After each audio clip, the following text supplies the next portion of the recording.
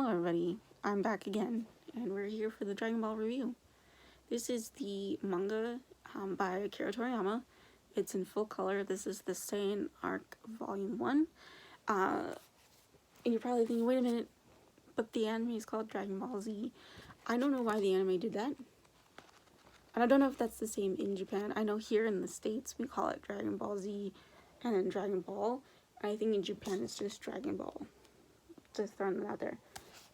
This entire thing, by the way, is in color. Every single section, every page. It is amazing. And I never knew. So in the anime, Bulma has blue hair. But in the manga, she's got, you see right there, purple hair. And now when Trunks shows up in Dragon Ball Super with the purple hair, it makes so much more sense. But so this pretty much covers the minute Raditz arrives all the way to our heroes completing their training for the arrival of Nappa and Vegeta, or the Saiyans as they're being called at the moment. But it's pretty much the story of how many episodes of the anime. It's great, although there's none of the filler stuff on here, so you don't see like Gohan in his survival mode that much. You see it for like a split second. You see Goku running on Snake Way for a really small amount of time, whereas that was how many episodes in the anime. So it's a bit more condensed. Like he doesn't spend pages and pages showing all the characters training, which is nice. I appreciate that. I don't want to spend a ridiculous amount of time, reading the same story over and over and over. And oh look, he's training, and oh look, he's running on Snake Way. Oh, that's fun. Like I appreciate that Akira Toriyama kept it simple and to the point. I am all for that. The characters are great. They're pretty much the characters that we all know and love from the anime. I will say, a lot of people will talk about Goku being different than how the English dub portrayed him in the anime, and so since this is the manga, so far he seems to be willing to be like a more hero character than what I've heard, because I've actually only ever watched Dragon Ball Z in English. I'm actually watching Dragon Ball in Japanese right now. In Dragon Ball Super really made it clear to me how different Goku really is than when I grew up watching. In the manga, so far, he's somewhere like in the middle, I feel like, of the two versions that have been presented through the anime, the original Japanese version, in the English version, where he's more in line to Superman than he is to the actual character he is in Japan. So he's kind of like somewhere in the middle. I feel like right now, at the very beginning when he meets Raditz, he's doing it to protect like his son, which is great, and he's not doing it to try and become stronger and to fight stronger people. So there's that, but then it does kind of change a little bit, like when he's training and on Snake Way. Like, I feel like, yes, he wants to protect the Earth from the Saiyans, but he also wants to fight them to test his strength. Does that make any sense to you guys? You know what I'm trying to say? So there is that with Goku's character. Also, that's kind of it. But I appreciate that this version seems to be closer to the Japanese than the English dub originally was. I know that when they did Dragon Ball Super and Dragon Ball Z Kai, they were closer to the Japanese, and Kai follows the manga more closer as well. So there is that. It's funny seeing Gohan all tiny though, because I just wrapped up watching Dragon Ball Z, and it's also kind of weird now that I'm watching Dragon Ball, seeing Goku as a grown up. Now he's a kid, so I'm watching him as a kid. Like, I started with Super, then I went back to Z, now I'm back to Dragon Ball, and then I'm probably gonna watch Super again, but in English, because I watched it in Japanese the first time. Not to confuse you guys, but yeah. There's not much to say about this story. It's pretty simple. Bad guy comes, good guy has to defeat him, pretty much. Pretty basic. And that's what I love about Dragon Ball. You know, it's not trying to be this super amazing. It is super and amazing, by the way, but it's not trying to be like this really thought-provoking piece. You know what I mean? It's not trying to be like. I'm trying to think of something that's makes you like Frankenstein, I guess. Like, that makes you really think about stuff. Although Frankenstein's a novel and this is a manga. I can't think of any. Oh, Ghost in the Shell? Ghost in the Shell, how about that? It's not like Ghost in the Shell. I've never read Ghost in the Shell, but I've heard things about it. But Ghost in the Shell kind of makes you think, right? So does like Akira, and what else? What else kind of makes you think? Like, they really have like these kind of philosophical moment or storylines and such. They make you really question stuff. Those are the only two I can think of. I've never watched them or read them. I plan to. I'm a little nervous because I think the violence in those is gonna be even more than like Cowboy Bebop, which is probably the most violent. It's got the most blood in it. This is pretty violent too, but I don't know. I'll check them out.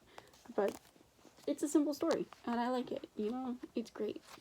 And they do have a, like, I feel like as the story progresses, it becomes a bit more. But at the start, it's pretty simple, pretty basic storytelling elements. Good versus evil. Goku's got to go on a journey now to become stronger. It's like his own little hero's journey, in a way. I don't know if that's what Akira Toriyama was doing, but he's going on a journey, and he's going to be trained by the Wise Wizard, or in the dub, he's called King Kai. They do use, by the way, the Japanese names. So it's Muten Roshi.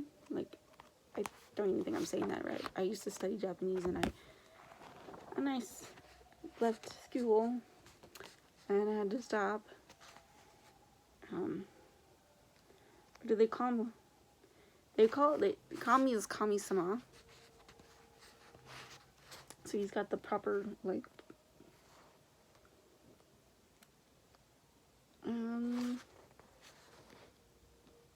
where's Roshi's name at?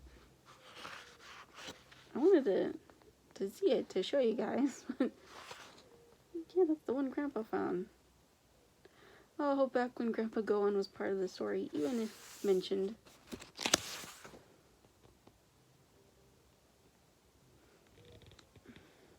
Oh, here's an example. Do you see right here, they're talking about the Dragon Ball, and it's the 4-star Dragon Ball. And it says here, yep, the 4-star Shushinchu. The Shushinchu Dragon Ball was Goku's only keepsake of his grandfather. They also have these cool little, like, notes on the bottom. I don't know if that's from Akira Toriyama and it's been translated, or they added that in the English dub, or in English dub, in this English version.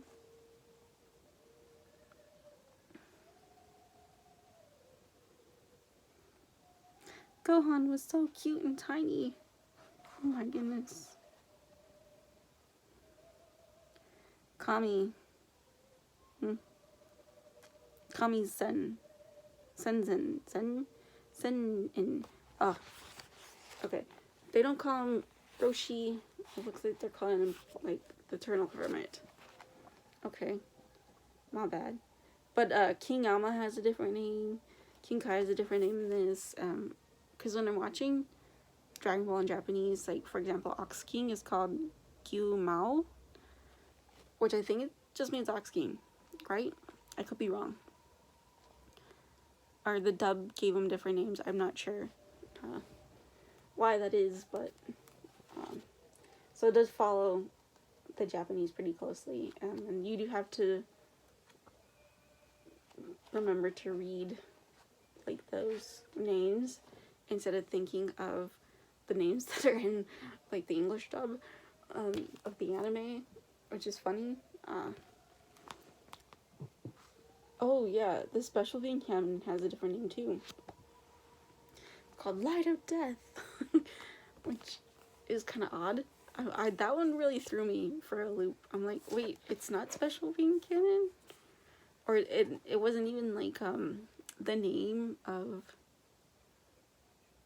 what it is in Japanese, you know what I mean? So instead of translating it directly into English, they just use the Japanese name.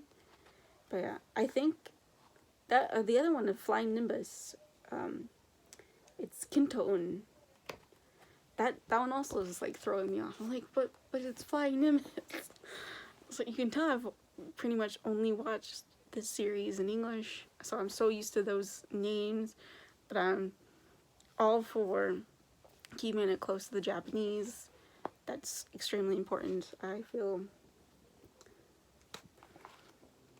I do know, like, Krillin's name, when they spell it in merchandise and stuff, it's spelled more in line with English than it is with the like, Japanese, I feel like.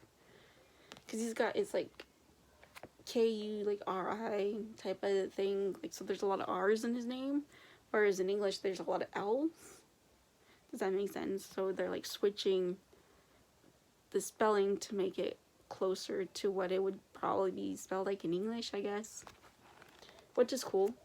I'm okay with that. I'm not gonna knock it down, but it is spelled the way you would spell it in Romanji in Japanese. Does that make sense? So if I was to write out the characters in Japanese for Krillin's name, and then I wrote it in like the English style letters, right, which they call Romanji, they would match. Whereas if I was to try and make it phonetically correct in English, I'd have to switch the letters around. If that all makes any sense. But yes.